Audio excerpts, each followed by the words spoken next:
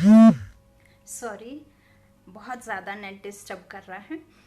तो मैं आपको बताती हूँ कि किस तरह से साकाश लेना होता है। तो मैंने सबसे पहले बाबा को एक चिट्ठी लिखी।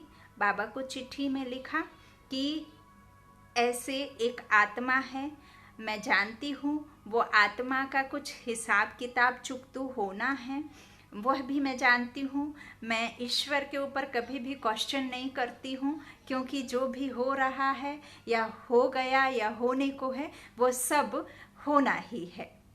तो लेकिन मैंने कहा कि उनका हिसाब किताब है, मैं मानती हूँ, लेकिन आपकी वो माँ है, मेरे आप भाई हैं, और आपको सुप्रीम सर्जन, सुप्रीम वैद्य और उनका छोटा बेटा होने के नाते आपको उनके सम्मुख होना चाहिए।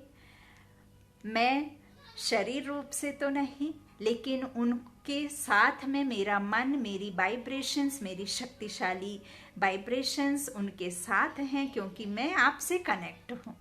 जब मैं परमात्मा के साथ कनेक्ट हूँ तो फिर किसी भी आत्मा को नुकसान कैसे हो सकता है, कैसे वो दुख में रह सकती है।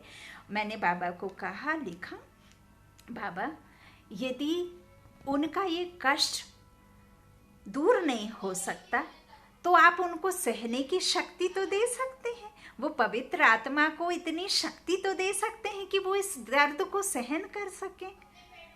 भले एक दिन 2 दिन सर्दी खांसी जाने में लगता है, टाइम लगता है, यूँ नहीं कि वो तुरंत ठीक हो जाता है।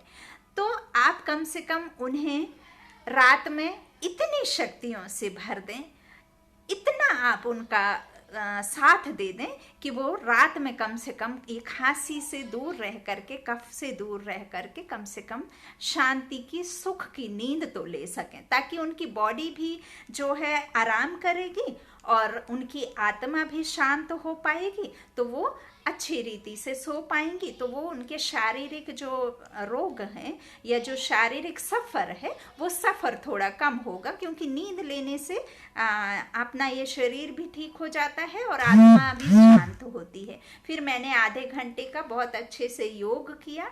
फिर जब तक मैंने पता नहीं कर लिया, और यूँ नहीं कि मैं बैठ गई सिंहासन पर, मैं बैठती नहीं हूँ सिंहासन पर बैठकर या आसन लगाकर, ये पैर पे पैर चढ़ा करके नहीं, काम करते हुए, कर्म में रहते हुए, जो मेरा कर्म है मैं वो छोड़ती नहीं हूँ। वो कर्म करते हुए मैंने एक आधा घंटे का 25 मिनट का योग लगाया। मम्मी की आत्मा को वो उसे सामने रखा, उनको इमर्ज किया और बाबा से शक्तियाँ ली, बाबा को भेजा, बाबा की शक्तियों को उन तक पहुँचाया। और जब तक मैंने सुन नहीं लिया कि वो अच्छी रीति से सो गई हैं, उनकी नींद आ गई है, तब तक मैं बाबा से लगन में मगन रही। बाबा के अच्छे अच्छे शुभ संकल्पों से मैंने अपनी माँ को जो है पहुँचाई, किरणें दी। और सचमुच फिर मैंने दूसरे दिन बात की तो मम्मी का फेस भी बहुत अच्छा दिख रहा था और मम्मी खुश भी थी, और काफ़ी हद तक उनका कोल्ड भी कम था और स्टमक पेन भी ठीक हो गया था। तो आप जब विश्वास के साथ, कितनी भी मुश्किल हो, कितनी भी परेशानी हो, किसी भी परिस्थिति में हो, यदि हम घबरा जाते हैं ना तो वो परिस्थिति आप पर हावी हो जाती है। और हम इसको दोष देने से बेस्ट है कि आप उस परमात्मा से कनेक्ट हो जाएं और डायरेक्ट उस परमात्मा से आप अपने में शक्तियां भरकर उस सामने वाली आत्मा को आप वो शक्तियां पहुंचाएंगे गुड थॉट्स के द्वारा, वाइब्रेशंस के द्वारा। तो वो ज़रूर ज़रूर ज़रूर 100% काम करती हैं। और यह सच्चाई है, ये खुद का अपनाया हुआ मैं आपके साथ में जो हूँ अनुभव साझा कर रही हूँ। तो इसी तरीके से आप भी बाबा का साथ लेकर के, आप कितना भी दूर कोई बैठा हो ना, आप उसकी जो मनसा सेवा के द्वारा, आप शक्तिशाली किरणों के द्वारा उसके साथ होने का अनुभव क्या आप उसका सबसे ज़्यादा अच्छा कल्याण कर सकते हैं और आप सबसे ज़्यादा साथ दे सकते हैं। तो आप इस तरह से ज़रूर बाबा से जो कनेक्ट हो करके अपनों की सेवा जो है, सेवार्थ, या आप यूँ कह लीजिए कि उनका आप साथ दे सकती हैं। ये सेवा आपकी बहुत बड़ी सेवा है। ये सेवा दिखती नहीं है, आप सामने वाले को यदि कहेंगे ना तो शायद उस पर बिलीव नहीं करेगा वो कि इस तरह से आपने मेरे लिए किया, तो हमें चाहिए भी नहीं ना।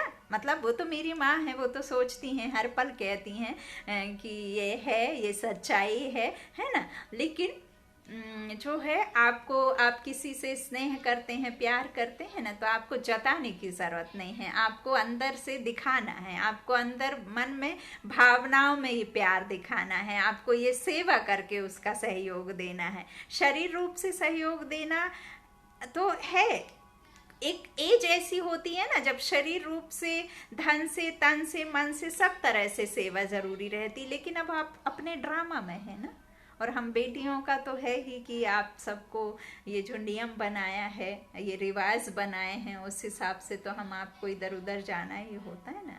तो फिर इस तरह से आप ना अपनों से, अपनों की दूर रह करके भी सेवा कर सकते हैं, उनका साथ दे सकते हैं। तो आप घबराइए मत, डरिए मत, किसी भी परिस्थिति में आप परेशान मत होइएगा, और अच्छे अच्छे संकल्पों से उनकी सेवा। आप दो ही बातें मन में, दो संकल्प रखें कि मैं मास्टर सर्वशक्तिमान हूँ, सर्वशक्तिमान पिता के साथ कंबाइंड आत्मा हूँ।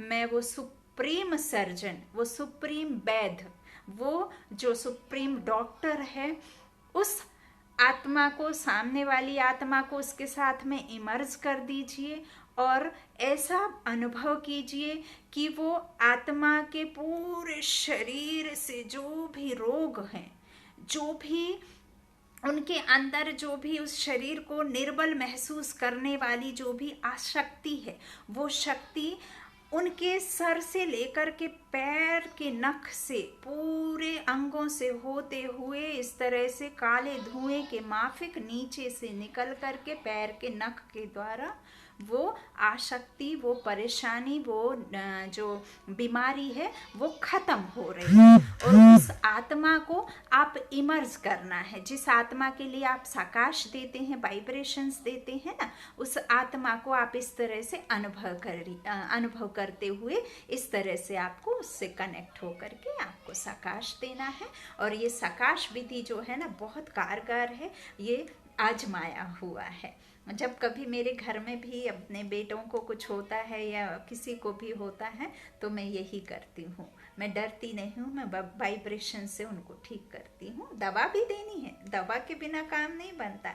दवा, दुआ और आपकी भावनाएं, ये सब चीज़ें चाहिए। खाने पीने की चीज़ों में आप जो है गुड थॉट, गुड वाइब्रेशंस डाल करके पीजिए। 10 सेकंड के लिए पॉज हो जाइए। कोई भी भाई बहन हो, कोई भी आपकी थाली आपके इधर आती है खाने के पहले, आप उसमें गुड थॉट डालें कि ये जो खाना है, ये खाना मुझे एकदम शक्तिशाली बनाएगा और मुझे सुख शांति का अनुभव होगा। मेरी आत्मा इसको खा करके एकदम शक्तिशाली और सफलता से भरपूर हो जाएगी। मैं जिस कार्य को करूँगा वह असफल हो ही नहीं सकता, क्योंकि मैंने इतना शक्तिशाली भोजन जो कर रहा हूँ और कर रही हूँ, ये स्वयं सर्वशक्तिमान पिता का दिया हुआ मेरी थाली में ये भोजन आया है, उसे आप प्रसाद समझ करके खाइए। ऐसा नहीं, भोजन मत समझिए, उसे परमात्मा का दिया हुआ भोग समझ करके खाइएगा। और हम जब प्रसाद और भोग में यही अंतर है, हम प्रसाद बनाते समय सिर्फ और सिर्फ परमात्मा की याद में रहते हैं, ईश्वर की, भगवान की याद करते हैं। और जब हम भोजन बनाते हैं तो हम रिश्ते नातों में, धंधे में, बिजनेस में और व्यर्थ के संकल्प में, इसका उसका जो है द्वेष भावना में, इसकी उसकी बुराई में खड़े होकर के खाना बनाते हैं। और वही खाना फिर हम खा लेते हैं, और वही खाना से फिर हमारे ये गंदे गंदे संकल्प आते हैं कि बच्चे को खाना दे रहे हैं, और हम बनाते समय ये सोच रहे हैं बच्चे को खाना तो है नहीं है, पीछे पीछे लगे रहो, बच्चा तो खाना खाता ही नहीं है। तो वो सचमुच बच्चा खाना नहीं खाता। आप बनाइए, बनाते समय आप सोचिए कि क्यों नहीं खाएगा, ये इतना शक्तिशाली खाना है, इतना प्योरिटी से भरपूर है, इतना सुख शांति देने वाला है, तो बच्चा खाना क्यों नहीं खाएगा। कुछ इस तरह से आप थाली आते ही पानी में भी जो भी आप खाते पीते हैं, अब ऐसा नहीं कि आप ड्रिंक कर रहे हैं, नशे की चीज पी रहे हैं और उसमें भगवान के थॉट्स डालने लग जाएं। आप कुछ गंदा खा रहे हैं, उसमें भगवान के थॉट्स डाल करके खाना शुरू करना, तो वो आपके काम में नहीं आएगा, है ना। वो आपको उल्टा ही नुकसान देती है ना, वो नुकसान देने वाली है। लेकिन जो आप खाते हैं ना, जो भोजन करते हैं, उसे गुड थॉट्स के साथ खाइए। शुक्रिया। ओम शांति। ओम शांति।